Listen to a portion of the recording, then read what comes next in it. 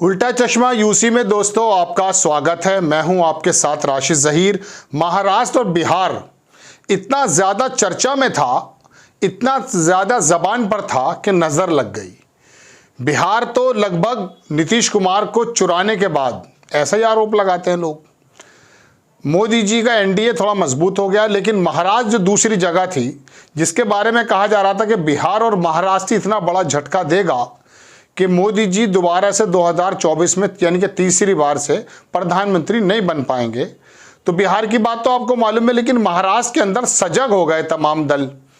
गठबंधन के तमाम दल जो हैं, कांग्रेस हैं, प्रकाश अंबेडकर की पार्टी है, उद्धव ठाकरे हैं, एनसीपी है, वहां पर सेंध न लग जाए, उन्होंने अपनी सीटों का वितरण कर दिया, सीटों का बंटवारा कर दिया है और बातचीत हो गई है। बड़े अखबार की खबर मैं आपको दिखाने जा रहा हूं, लेकिन उससे पहले बताना चाहता हूं कि शिवसेना, इसमें कोई दो राय नहीं कि जब से शिंदे साहब ने भारतीय जनता पार्टी की मदद से शिवसेना को तोड़ करके सिंबल भी, पार्टी भी, नाम भी, हद यह है बाला साहब का नाम भी छीनने की कोशिश की और छीन भी लिया, तब से मराठा मानुष महाराष्ट्र के अंदर शिवसेना का जो पिछले 20, 25, 30, 35 सालों से वोट था, उसके अंदर एक सहानुभूति की लहर उद्धव ठाकरे को लेकर है।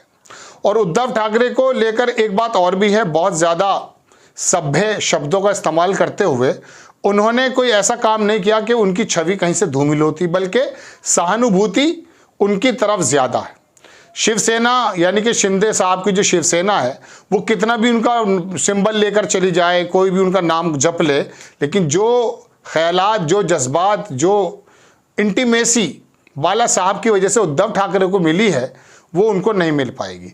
20 सीटों पे लड़ने का प्रोग्राम बना शिवसेना का, 15 कांग्रेस को दी जा रही हैं और 10 एनसीपी को, और 1-2 प्रकाश अंबेडकर जो मैंने आपको बताया है उनके बारे में। खबर देखिए, एबीपी ने छापा है कि महाराष्ट्र में सीट बंटवारे पर बनी बात, जाने कौन सी पार्टी कितनी सीटों पर लड़ेगी लोकसभा। उद्धव ठाकरे की शिवसेना, शरद पवार की एनसीपी, कांग्रेस और प्रकाश अंबेडकर के बीच महाराष्ट्र में लोकसभा चुनाव को लेकर सीट बंटवारा हो गया है। अखबार लिखता है नीचे दोस्तों कि लोकसभा चुनाव को लेकर बीजेपी के खिलाफ एकजुट हुए विपक्षी गठबंधन इंडिया के सामने सीट शेयरिंग का सवाल कायम है। इस बीच पूर्व सीएम उद्धव ठाकरे की शिवसेना से जुड़े सूत्रों ने एबीपी न्यूज को बताया कि महाराष्ट्र में आम चुनाव को लेकर सीट शेयरिंग फार्मूला तैयार हो चुका है। शिवसेना सूत्रों ने कहा कि महाराष्ट्र में विपक्षी गठबंधन इंडिया शामिल दलों के बीच सीट शेयरिंग में सहमति हो गई है। 48 सीटों में उद्धव ठाकरे की शिवसेना को 20, कांग्रेस को 15, शरद पवार की राष्ट्रवाद कांग्रेसवादी पार्टी एनसीपी को 10 सीटें और प्रकाश अंबेडकर की वंचित बहुजन अघाड़ी पार्टी को 2 सीटें देने पर गठबंधन राजी हो गया है। अब दरअसल बहुत सारी बातें भी बन रही थी, वहाँ मराठा आंदोलन भी चला है, उसमें शिंदे साहब ने किस प्रकार से भारतीय जनता पार्टी को झटका दिया है, ये भी मैं आपको बता देता हूं। ओबीसी के कोटे के अंदर जो मराठा आरक्षण की बात को उन्होंने हामी भरी और समझौता कर लिया, जूस वगैरह पिला दिया उनको जो वहां पर आरक्षण की मांग उठा रहे थे। उससे भारतीय जनता पार्टी के बीच में जो ओबीसी वोट पे उनका तमाम पकड़ है, उसमें थोड़ा सा एक चिंता का विषय ये बना कि ये हमारा जो कोटा है वो मराठा को कैसे मिल सकता है।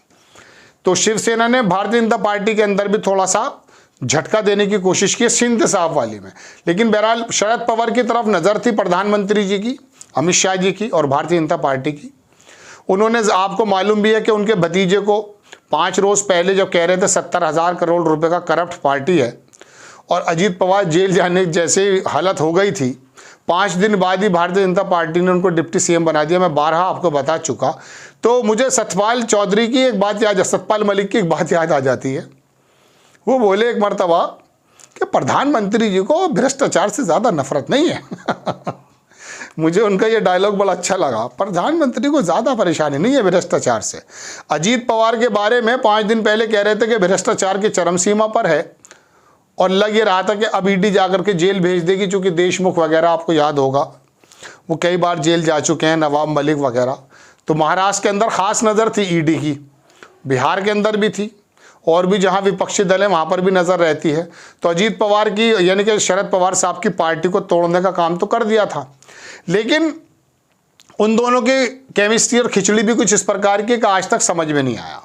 शरद पवार किस प्रकार से अजीत पवार को वहां भेजकर, ऐसा आरोप लगता है, भारतीय जनता पार्टी को थपकी दी है, जैसे चुनाव आएंगे वो सारा वोट इधर आ जाएगा। अजीत पवार पहले भी आपको याद होगा एक रात को सीएम बन गए थे, जब वो वहाँ पर क्या कहते हैं उत्तराखंड के राज्यपाल जो थे पहले सीएम, वो वहाँ राज्यपाल भी थे। खैर, तो मैं आपको बताना चाहता हूँ कि एनसीपी को भी तोड़ चुके हैं मोदी जी और शिवसेना को भी तोड़ चुके हैं, लेकिन उसके बावजूद भी बिहार जैसा झटका महाराष्ट्र में नहीं है।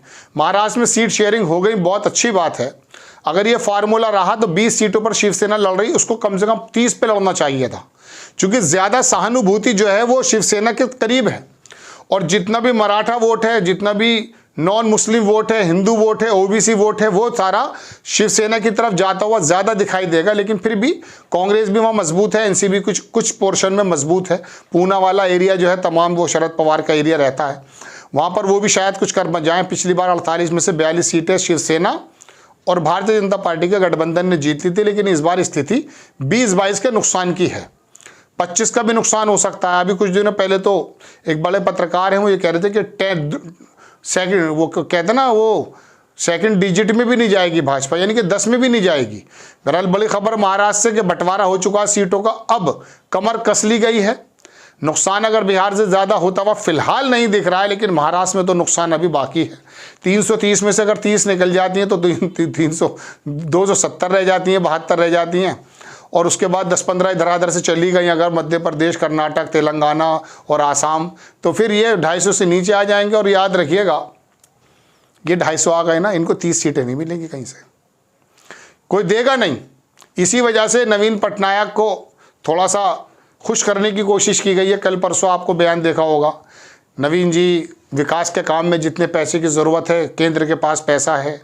81 करोड़ लोगों को तो लाइन में लगा रखा है, केंद्र के पास पता नहीं कौन सा पैसा है। सारा का सारा जो फंड निकलता है वो किस प्रकार से खर्च नहीं हो पाता है, कभी कभी नहीं भी निकल पाता है। बहरहाल वो अलग खबर है, लेकिन खबर महाराष्ट्र से बड़ी, सीट समझौता हो गया है। अब अगला कदम देखते हैं क्या होता है। आपको खबर कैसी लगी अपनी राय कमेंट्स बॉक्स में ज़रूर दीजिएगा। चैनल को सब्सक्राइब कीजिएगा, शेयर कीजिएगा। नेक्स्ट टाइम मैं किसी खबर के साथ हाजिर हो जाता हूँ। जय हिंद।